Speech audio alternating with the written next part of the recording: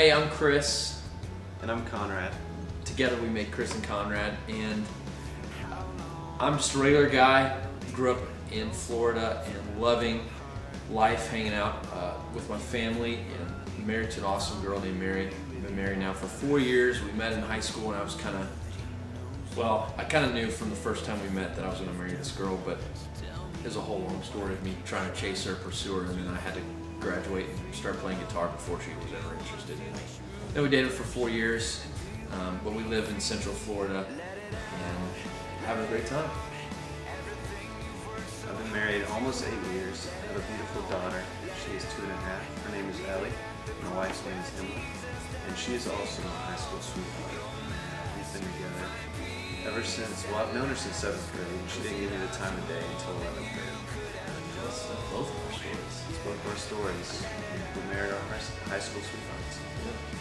And it's been great ever since. And it's been a cool ride these past 2.5 years with Chris. And we met through our manager at the time, and just doing our solo things. We both had solo projects.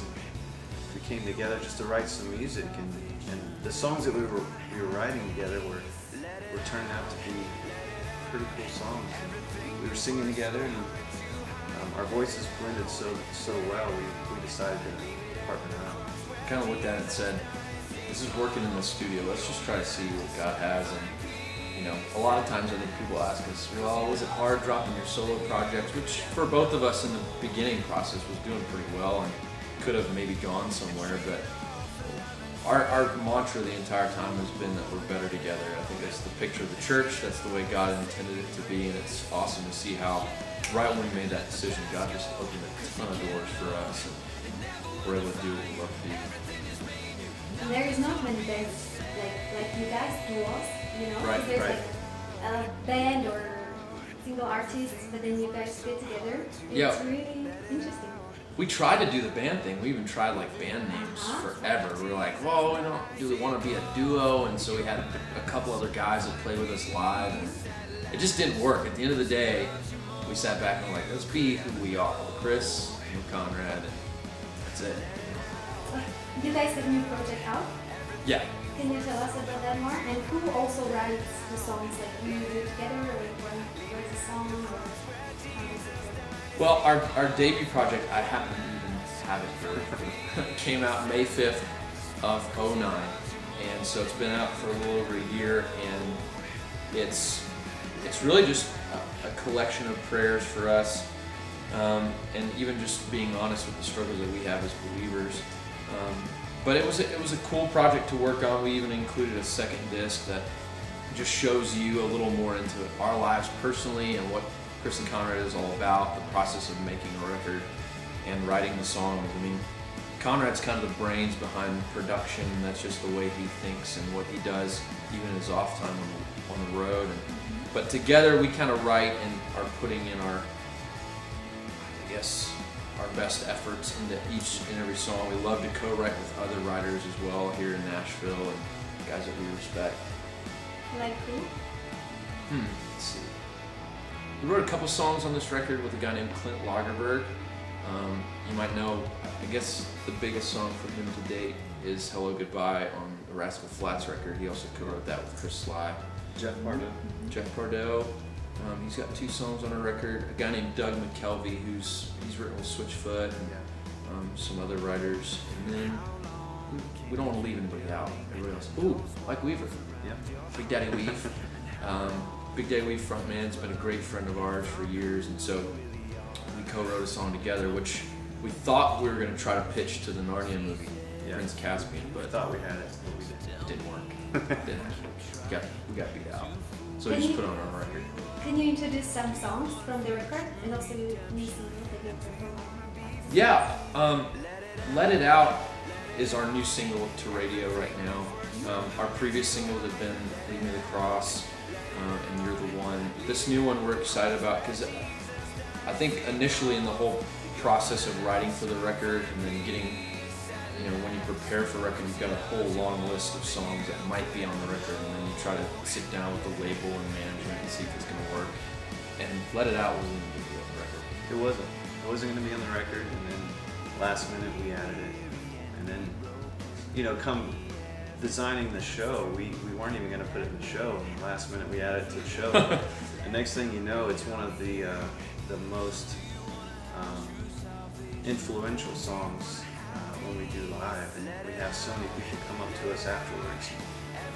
They just tell us how it just changed their life, and they're closer to God, and they realized, you know, that they needed to seek God through that song. And so it's been a really powerful song, and where it's come from, it's just amazing to see that it wasn't even going to be on the record, and now it's one of the most powerful ones.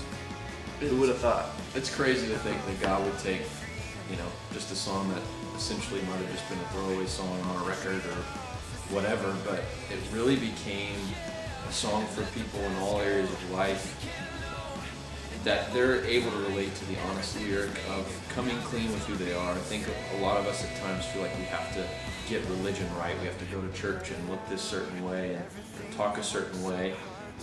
But God is in the process of redeeming us and saving us, and He loves us just the way that we are, more than we could ever know. And I think that's a liberating truth for people. You know, they can come to God and just be free to be who they are, and He's going to work on them from the inside out. So people all over are connecting with it, and we hope you, even watching this, connect with the lyric and would it resonate with your heart. One of my favorite singles on the album is You're the One. It was our second single to release to radio, and it's just a love song to God, and which was birthed out of just the love that I have for my wife. God was teaching me how to write a love song to Him, and it was very hard as a male songwriter to convey those feelings to a God, and so He was teaching me to tap into the love that I have for my wife, and this song just started coming out, and I think it's been one of the strongest pop love songs on the record. Yeah, it's a good moment live, and I think that's our gauge, our litmus test for songs. Where they connect live, you kind of see people like bobbing their head, and what are they saying about the song after? Yeah. But I think you had that song, even the chorus done, written, even the first verse. We kind of went back and rewrote some things in production. But when I first met him, we're sitting down, like kind of sharing each other's songs. We're like, oh, listen to this song I wrote, listen to this song, and he had this song, and right when I heard it, I was like, dude, that's a hit if I've ever heard one. So it's cool to see how God just takes a simple song. If you listen to the lyrics, it's very straightforward. But I think people's eyes are open, and we're even open to the fact that, man, God, He wants that relationship with us, an intimate love relationship where we're constantly growing and constantly open and honest. And it's probably one of our favorite songs live too, I think. Our first single off of our debut record was Lead Me to the Cross, and I think we had all the songs written for the record, songs that we had sat down with other co-writers or just amongst each other, put all the songs together, and we had a list of songs, but there was a song that we kept coming back to that we were doing live in our set before we'd even tracked the record. And it was a worship song from a writer named Brooke Fraser. He was out of Australia, and was a worship leader with Hillsong United, Hillsong Church, and was already just a great song that was resonating with people, and it was resonating with us when we played it. Every night we just felt this connection to the song and the prayer of asking God to rid me of myself and lead me back to the place where I found forgiveness, peace, and healing, and that's at the cross and Jesus' work there. And so we just started demoing the song. We weren't sure if we were going to record it, and sure enough, we demoed it. It started to sound great, and weeks progressed, and that song became our first single, and radio really latched onto it, and it did really well in the charts. And charts aside, I think more and more people hearing that prayer and that song really has made the difference we've seen in hearts and lives that are saying, man, thank you for doing that song, and opening my ears to that truth, because I need to hear it. How do you guys maintain your friendly relationship, and if you guys have some kind of tough time, how do you resolve that? Well, we resolve any conflict that we have in the boxing ring. I think that's the best way of healing. I'm just kidding. We do not promote violence in any way. I think for us, and you can correct me if I'm wrong, we can even have a debate right here on camera if you want. I think the biggest thing, as it is in any relationship, is communication. If you're not willing to share what you're frustrated about, what maybe needs to get fixed, and we're cool with that. We're cool with being open and honest to each other because we've seen it work, and we've seen relationships get torn apart because they're just holding stuff back. And I think it's pretty safe to say that we haven't even gotten to those really tough times of conflict because we're okay with being open, and saying it like it is. Straight shooter. Yeah, I agree.